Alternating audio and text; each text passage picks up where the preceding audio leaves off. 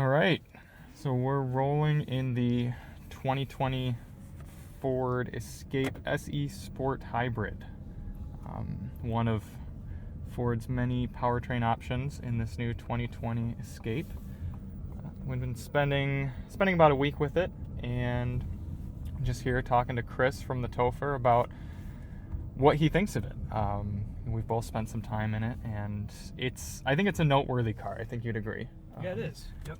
There are not too many crossovers that we get excited about, I'd say, anymore, and I'd argue this is one of them. Yeah, it's one of those crossovers that I would recommend to a friend or recommend to someone who's shopping for cars.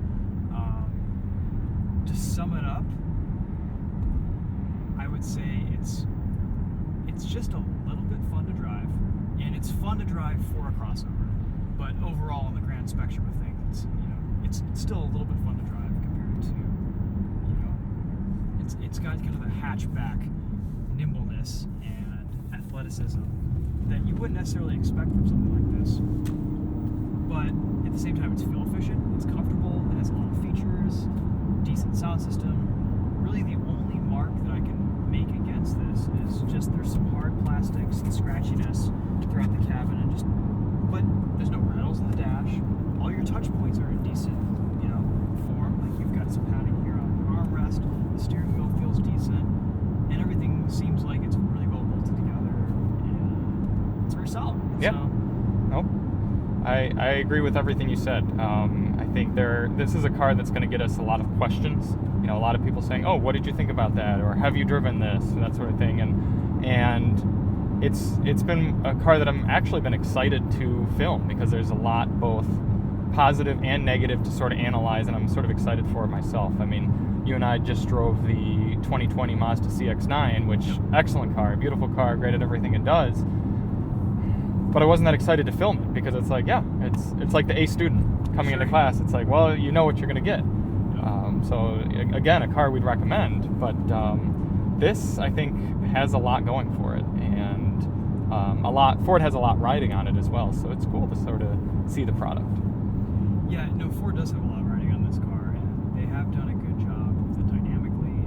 Yep. And feature-wise, I think it's fine. I mean, I'm not a huge tech person. I prefer a good driving experience over, a ton of technology that doesn't quite work as well as it should, which I think is what a lot of Germans are doing these days. So everything they've put on this car works well. I'm a huge fan of the radar guided cruise control systems. Ford's done a really, really good job with that, and I'm sure if we get onto a faster road or on the highway, you could demonstrate that. But So I got a question for you. Does the drone bother you? And we're gonna take a sec here. I'm gonna start from a stop. I'm gonna throw it into sport mode, and I'm gonna get going, and we'll listen.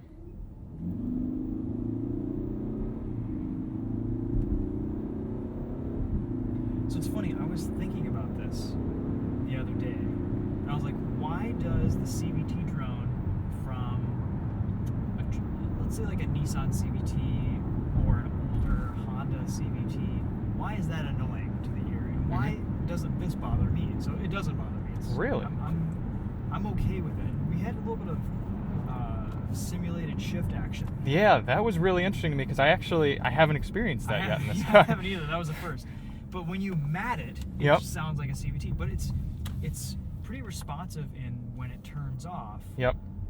So I think maybe it doesn't bother me because it's responsive, and there's just a little bit more torque from the electric motor than you would get from a naturally aspirated CVT. So I'm gonna roll off here in eco mode now, and we'll see if it does the simulated shifts again. Also, the transition between hybrid, full electric, full gas is pretty seamless. So we're getting a nice hybrid combination there. Yeah, that was actually pretty subtle. Didn't get the simulated shifts in eco mode, but it did seem a little bit quieter than what I've experienced before. So I gotta agree with you. They did a really good job at making it a pretty seamless powertrain, and I think that was important for Ford to do because Toyota's got their RAV4, and if Toyota knows how to do anything in the EV game, it's making a traditional hybrid. Yeah. They've been doing it with the Prius, with the Camry. Now they've had the Highlander, and they have that now. So now with the RAV4, it's a very refined powertrain. So I think it's good that Ford was able to compete against that. Yeah, it drives nicely. It's responsive, and that's really all you want from a CVT. I think is response has been the big complaint for years, and the electric drivetrain helps a lot with that. Yep. And manufacturers keep getting better and better too with that off-the-line acceleration. I'm curious again. We're gonna do another sport 0 to 60 and see if it simulates at full throttle, because I wasn't at full throttle last time. Boost it at all? Let's see. Yeah, 8 kilowatts. All right. Ooh. An instant shove from the electric motor there.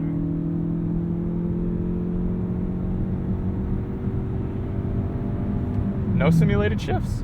So that's it. That is interesting. We'll drive it around in sport for a little while and just kind of see what we experience. For some reason, though, it's not as rubber bandy and abrasive. Maybe because it's using the same RPM too. Yeah. No, I really don't think that's too bad. Power level's decent.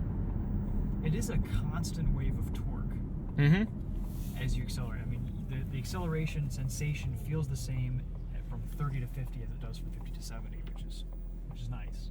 Have there been any times while you've been driving it that you felt like you needed more power, like you were trying to get out of the way of it or anything? Not really. I mean, I think if you were doing a lot of passing, like on back roads or something, or towing up hills in, Colorado, you'd always want more power. Like I haven't driven a fast enough car ever at altitude. But here in Michigan on flat ground, this is great. It's fine. It's totally adequate. That brings up an interesting point. EVs are not going to struggle with power degradation at elevation. That'll be awesome. Yet another advantage. Yeah. Kind of like that. Isn't the current Pikes Peak holder a VW EV? It is. Yeah. There you go. So yeah, I think Escape Hybrid, good car. It's good great. car. Yeah, I've really enjoyed my week in it. It's funny because I have a little bit of a personal stake. And one of the reasons why I was so excited to drive this week is I want to get my wife a plug-in hybrid, either an Escape, which she has right now. She has a Ford Edge, and she likes Ford, and I think this would actually be a really good car for her because it would suit her driving style. She has a lead foot, and she'd be able to get 35 miles to the gallon of this all day, But at the same time, she likes to hold on to cars for a long time, and I don't know. I feel like the RAV4 will age better, and the technology will remain relevant for a little bit longer. Whereas I think Ford, this is going to be kind of obsolete. I hate to say it once they come out with the plug-in variant, and I don't know if that plug-in variant is really going to compete with the RAV4 Prime with its 300 horsepower. Yeah. Build quality and everything. So. And from what I found with used car or new car values at the dealership lots, just searching on AutoTrader, is the RAV4 base model and then this base price MSRP. I'm finding cars to be the exact same price, $28,000. No, I think you're right, and I haven't really compared back and forth between feature content, what you're getting in each one, but I'm sure it's about the same. I'm sure they strategically priced both of them. Sure.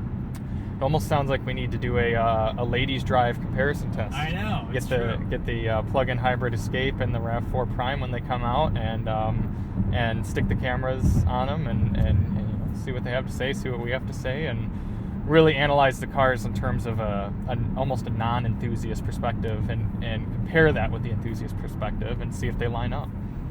That'd be really interesting because once you start, talking about a car from your girlfriend's perspective or your wife's perspective or from someone's perspective who doesn't review cars and drive everything, you actually learn about what people really appreciate in a vehicle as opposed to this bubble that is automotive journalism. And us auto enthusiasts, we're never buying new. We're only buying whatever cheap, irresponsible, unreliable purchase we can find on the used market. So really it is often the second car of the household buyer that's leading the purchase. If you're going between the RAV4 and the Escape, you might be able to find a much better deal on an Escape, even if the MSRP is the same. And nobody leases or sells their RAV4s. Nope. They hold on to them forever. Yep. And all of these Escapes are going to be leased. Oh, yeah. I mean, there's going to be a ton of them. Yep. And that's nice because, I think this would be a really good used buy. especially because if you're leasing the plug-in hybrid, the tax credit actually factors in and goes to the dealer. Or it's either the dealer or the manufacturer. So oftentimes the lease prices for plug-in electrics and fully electric vehicles are very competitive because the manufacturer is actually absorbing that tax benefit. Interesting, I didn't know that. Yep. So something worth considering on that as well. I'm glad that Ford made a nice driving car, and I think it'll appeal to a lot of people, and I'm starting to see a lot of them on the road too. Yeah, So. I am as well, and we've got a little bit of a bias in our area because of Metro Detroit, but totally. no, I agree. Relieved is a good way to put it in this car, and maybe we have a little bit of sympathy, a little extra sympathy for the American automakers, but no, I think Ford did a good job, and like you said at the top of the video, this is probably the one I'd recommend. Not narrowing it down from compact crossovers in general, then EV compact crossovers.